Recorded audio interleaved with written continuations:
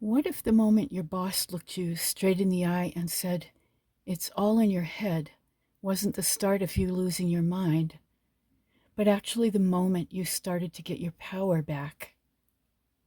Two completely different jobs, two different bullies who felt threatened by me, the same group of friends who had each other's backs no matter what.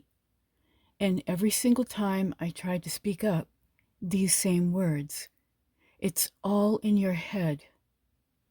I could have stayed and fought and let it chip away at my confidence until there was nothing left. Instead, I chose a quieter path. I lined up my next opportunity, gave my notice, and walked away with my head held high. Today on Life Lesson 3, I'm pulling back the curtain on workplace bullying, the gaslighting that almost made me doubt myself, and the simple strategy that turned two painful situations into some of the best decisions I ever made for my career and my peace of mind. If you've ever felt undermined, excluded, talked down to, or invisible at work, stick with me. This one's for you. You know, I've lived enough real life chapters, some messy, some beautiful, to know that our toughest experiences usually hold the deepest wisdom. So let's get into this life lesson on workplace bullying. I'm going to share both stories with all the details I remember because I want you to feel what it was really like. So here's the story of the first job where I experienced workplace bullying for the first time. So I had worked for 7 years as a store manager in a mall. When that mall finally went out of business, I was either going to be out of a job or transferred. Luckily, there was a store of the same brand in a strip mall just one town over. I got the assistant manager position at the same pay, so I felt really lucky. When I arrived, the older male manager was wonderful, very welcoming, with a great sense of humor. He had me laughing and feeling relaxed right away. There were 4 ladies working there, 3 younger than me and 1 older lady. I was paired with the older lady for training because the store was run differently. It was a factory outlet with discounted items in odd sizes. That's when the first red flag appeared. She treated me gruffly, used a stern voice, and never smiled at me. Any time I tried to break the ice with a joke or a pun, I'd get a blank stare and silence. It was so uncomfortable. The 3 younger ladies were very nice to me, so I started avoiding the older lady whenever I could. We earned commissions on sales, but we rotated at the register. When you were on the floor helping customers, you had to ask them to mention your name at checkout so you'd get credited. I started noticing that at the end of some shifts, certain cashiers weren't giving me credit for my sales. That was red flag number 2. A few months later, the kind older manager retired. I hoped I might move back into a full managerial role, but instead they brought in a lady from another related store. I later learned she had originally been promised the assistant manager position at this store, but because I had come from a higher position, it was given to me. The first time I met her, she was pleasant, but things changed quickly once the older gentleman left. She took over, and I discovered all the girls at the store were her friends and fully supported her. She began finding every opportunity to chew me out over the little things. "You're too slow. You need to put all these 60 cases of merchandise away before your shift ends. Why didn't you finish this task? You can't be on the register tonight. You have too much to do." The incident that finally pushed me to leave, or think about leaving, happened one night with a shipment. She told me sternly, "A shipment is coming tonight. You need to scan it in and put everything away. I don't want to find cases of merchandise when I come in tomorrow." But the truck didn't arrive by closing time. I was worried. If the driver came in the morning, he might say that I refused the shipment or that I already had closed, and then the manager might say, "Why didn't you wait for the trucker?" I couldn't trust anyone there, so I called the trucking company and asked them to bring it.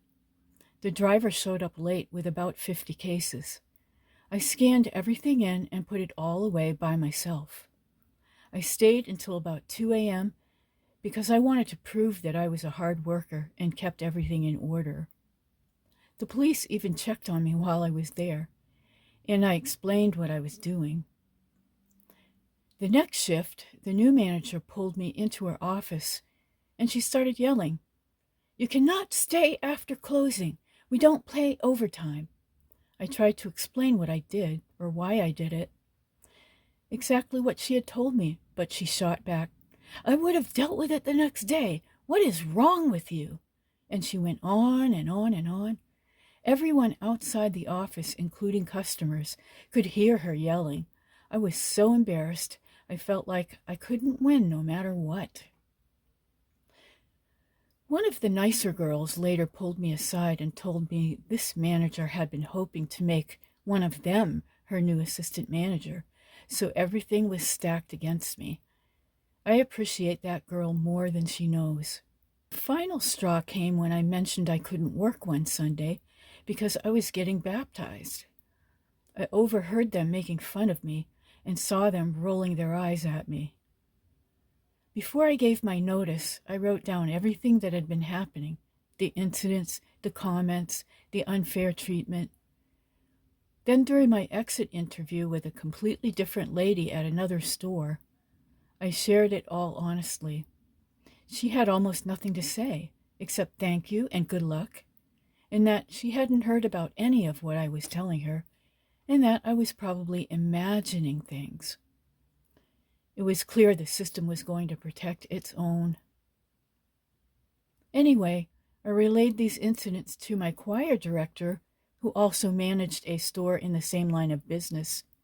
He said, "You don't need that aggravation. We can only offer part-time work, but come work with us." I took the offer and never looked back. His store was welcoming, accepting, and respectful. I received compliments from customers and managers, was told what a hard worker I was, and even earned a promotion, actually a new job in that store that involved customization of customer merchandise. It was a night and day difference. The only reason I left that job was to go back to college and then work in the career I studied for as an educator. Okay, now it's time to tell you about the second job where I experienced workplace bullying. So while I was working in my intended career as an educator, I found I needed summer work to supplement it. So one summer I landed what seemed like a nice office receptionist position in a very busy office. Part of my role was training to cover the main receptionist while she went on vacation. I was eager to learn and do a good job. But from the beginning, she was rude and pushy.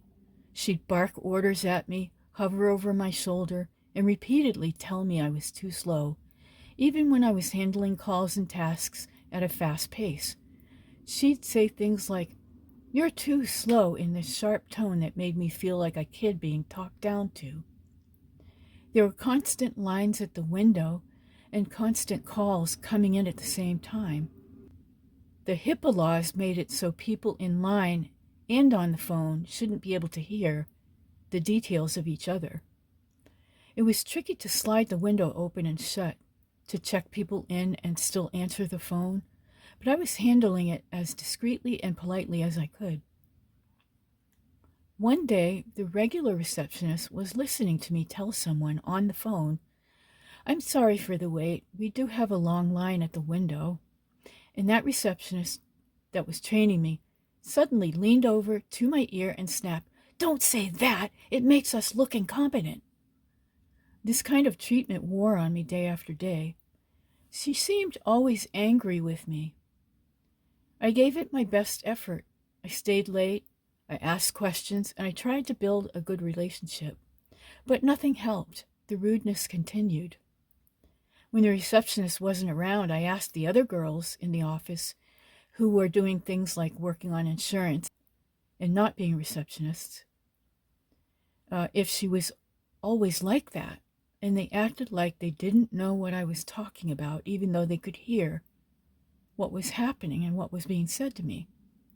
So she got wind of this and then she arranged a meeting with the office manager who was in another room. So that meeting came, and the office manager explained she heard that I thought I was being picked on. And she said, in what sounded like a mother talking to a child, "Barb, no one is picking on you here. It's all in your head." And the other receptionist smiled and put on a nice voice. "Yes, I'm just training you. No harm is meant by that." Then I knew right then and there that they were friends too and had each other's backs. I knew I was not imagining things. I hadn't been treated this way by anyone else except at that other job that I already spoke about.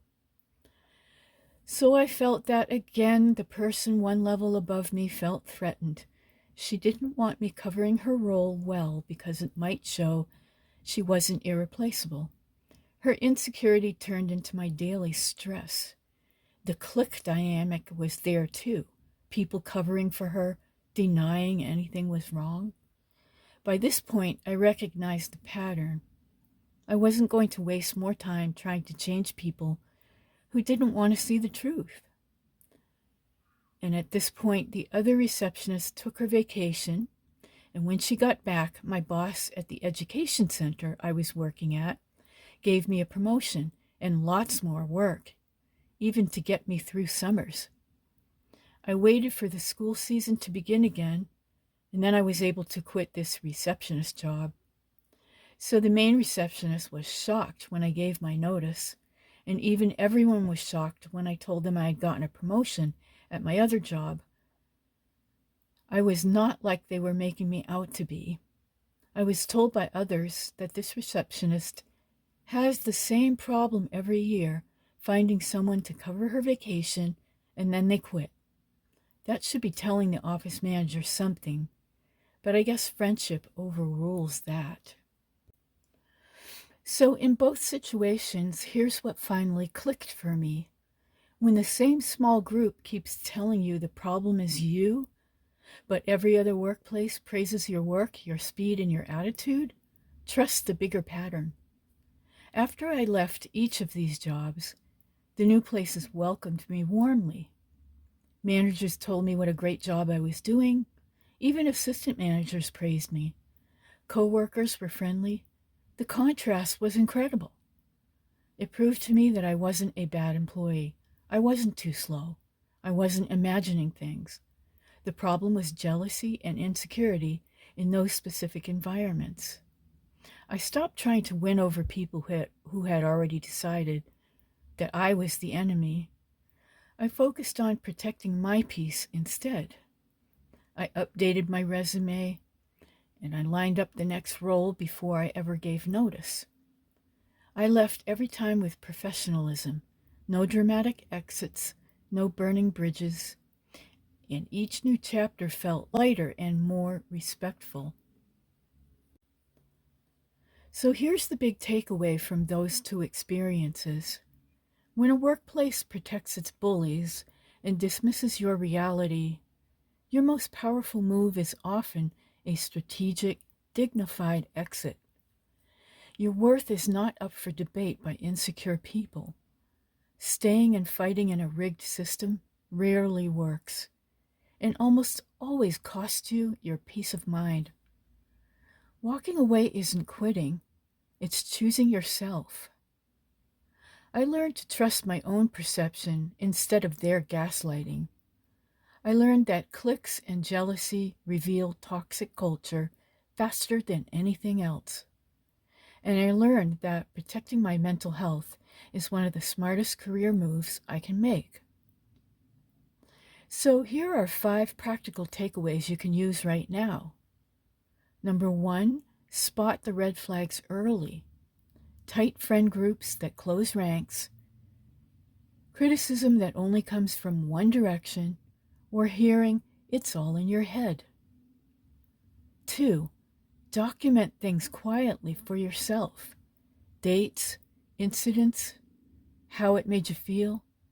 Not necessarily to fight, but to stay anchored in reality when doubt hits. And it helps if you have an exit interview to bring these things up. And number 3, always keep an exit strategy. Keep your resume ready, network a little on the side, and start looking before you're completely burned out. 4, remember that 1 or 2 bad environments don't define you. Your overall track record across jobs is what matters. And 5, protect your peace above all. No paycheck is worth constant stress and self-doubt. Now, before we wrap up, here are 3 questions focused on workplace bullying for you to journal or think about over the next few days. So number 1, have you experienced or are you currently experiencing workplace bullying or gaslighting like cliques, undermining, or being told it's all in your head? How did it affect your confidence at the time? Or how is it affecting your confidence now? And 2, looking back, what were the early red flags you noticed in that situation? And what might you do differently now if the same thing happened again? And number 3, if you're in a toxic work environment right now, what would a dignified exit look like for you? And what small step could you take this week toward protecting your peace and self-worth? So if you're going through something like this right now, please hear me. It's not you. You're not crazy, too sensitive, or incompetent. You're likely just around people who feel threatened by your competence and steadiness. Start planning your next step today. The right environment is out there, and it will feel so much better. Thank you so much for listening to Life Lesson 3. If this episode resonated with you, I'd love it if you shared it with a friend who might need to hear these words. Leave a comment and let me know if you've experienced workplace bullying and what you did, if anything, about it. I'd be interested to know. This has been Barb from Self-Help FAQ. Take care, and I'll talk to you next time.